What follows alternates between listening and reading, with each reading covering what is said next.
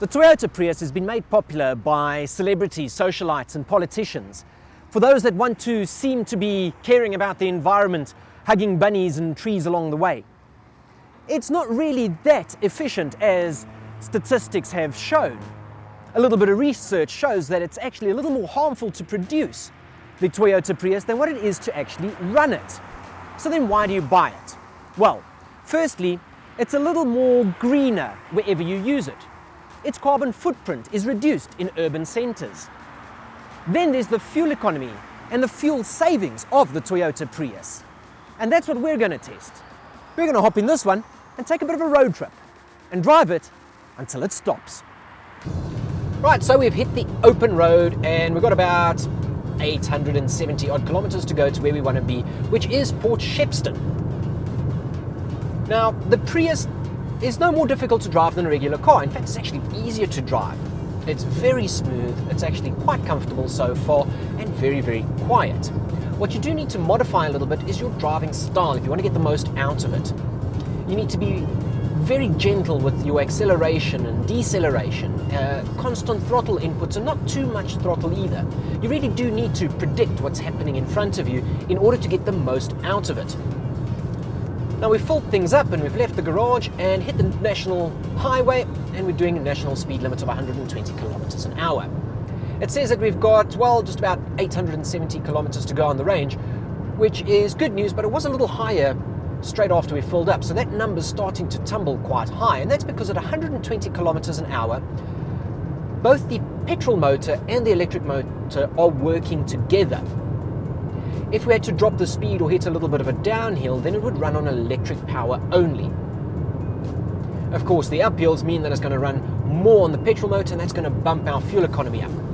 If we scroll through things here, we see that we're returning fuel consumption figures already of 4.3 litres per 100. Now, that's just after a couple of minutes of driving, but it's starting to hike up because that was 4.2 just now. So we're expecting that range to drop accordingly. Right, here we go, 200 kilometers into the journey and a bit of a sit rep. Well, we've only used just shy of a quarter tank, which is a little disturbing because we thought it was actually going to be a little bit better than this. The fuel consumption climbed all the way from 4.2, which is what it was hovering about when we were just leaving town.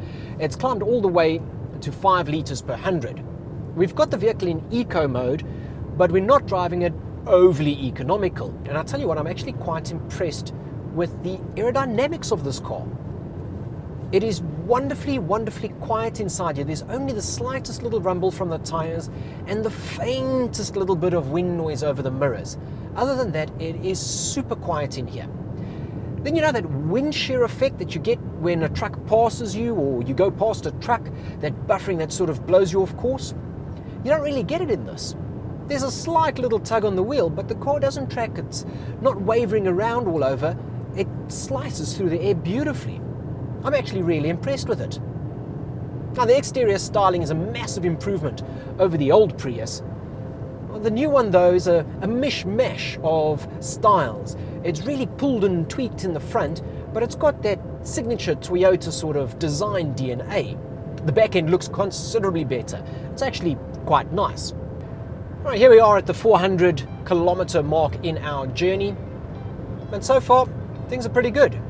Now, the fuel consumption rushed up to about 4.95 litres per 100, but it stayed there. It's really just hovered there. You see, we're using the petrol motor quite a bit doing these highway speeds, the national speed limit, and every now and then a little above it. We've got it set on the cruise control here, and that means that the petrol motor is running most of the time.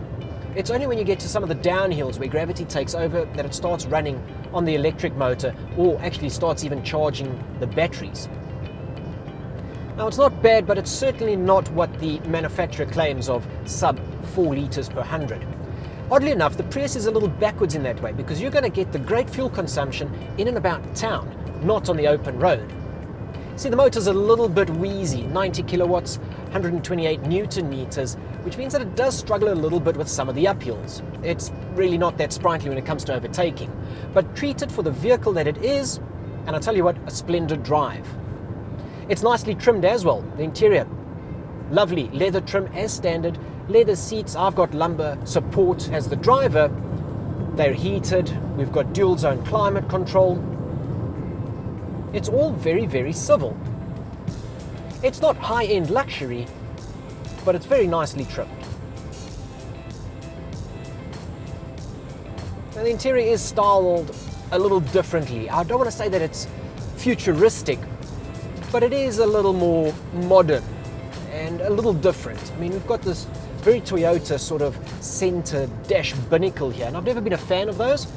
It works here because there's so much information that it can display, and you of course can cycle through the different displays that you get with the multifunction steering wheel.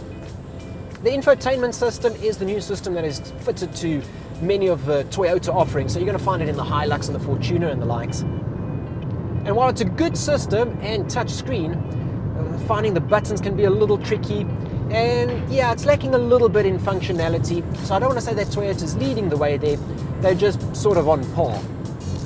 But if you treat the Prius as the car that it is, as a C-segment hybrid, you're going to be pleasantly surprised. It is not a sports car, it is not a luxury saloon. The ride is wonderfully comfortable, it's got more than enough power to run you around town and on the highway. But it's not going to give you jaw-breaking, G-meter rattling sort of handling or performance. It's just very, very good at what it does. And it's another check-in here at 600 kilometers. We're down to a quarter tank of fuel, and we hopped off the national road, so the speed limit dropped. It was 60 in some places, but mostly 80 and 100, and that did wonders for the fuel economy. Because from hovering around 4.95 litres per 100, we're down to 4.6. We've got a quarter tank left and about 40 kilometers to go to our destination. So we're going to be able to drive there, and then we should get at least past this point here, now on the way back, before this Prius comes down to a grinding halt.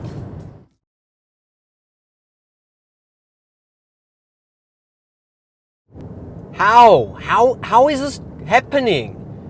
How is it getting this right? Toyota. While waiting for this thing to die, I could have read War and Peace.